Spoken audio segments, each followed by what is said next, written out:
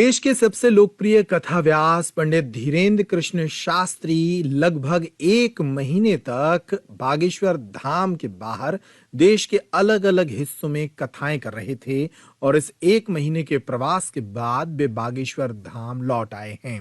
मध्य प्रदेश के छतरपुर जिले में स्थित बागेश्वर धाम पर वे वापस लौट आए हैं। सोमवार की शाम वे वापस लौटे और इसके बाद अब वे धाम पर एक महीने तक रुकेंगे। बागेश्वर धाम के पीठाधीश्वर मंगलवार यानी कि 6 फरवरी को बागेश्वर धाम पर ही दिव्य दरबार भी लगाएंगे और इसके बाद वे 8 मार्च तक धाम पर आयोजित होने वाले विभिन्न कार्यक्रमों में हिस्सा भी लेंगे। बागेश्वर धाम के पीठाधीश्वर पंडित धीरेन्द्र कृष्ण शास्त्री का आगामी एक माह का कार्यक्रम इस तरह से सामने आया है। दरअसल वे 13 फरवरी से बागेश्वर धाम पर ही एक 7 दिवसीय श्रीमद् भागवत कथा करेंगे। इस कथा के दौरान वे दिव्य दरबार भी करेंगे।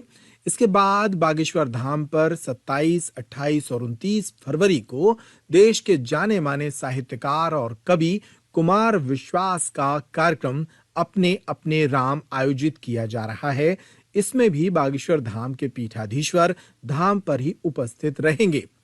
इसके बाद 1 मार्च से 8 मार्च तक बागेश्वर धाम पर अति विष्णु महायज्ञ और कन्या विवाह महोत्सव का आयोजन होगा। इस आयोजन में लाखों की संख्या में श्रद्धालु उमड़ते हैं।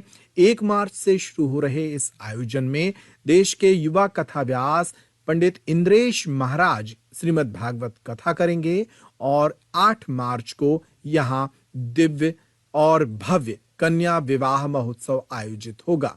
इस वर्ष इस कन्या विवाह महोत्सव की देश भर में धूम है, क्योंकि बागेश्वर धाम के पीठाधीश्वर लगभग 151 गरीब कन्याओं के विवाह धाम से आयोजित करेंगे और इन कन्याओं को 150 से अधिक गृहस्थी के उपहार अपने हाथों से भेंट करेंगे, जिसमें मोटरसाइकिल और फ्रिज जैसे उपहार भी शामिल हैं।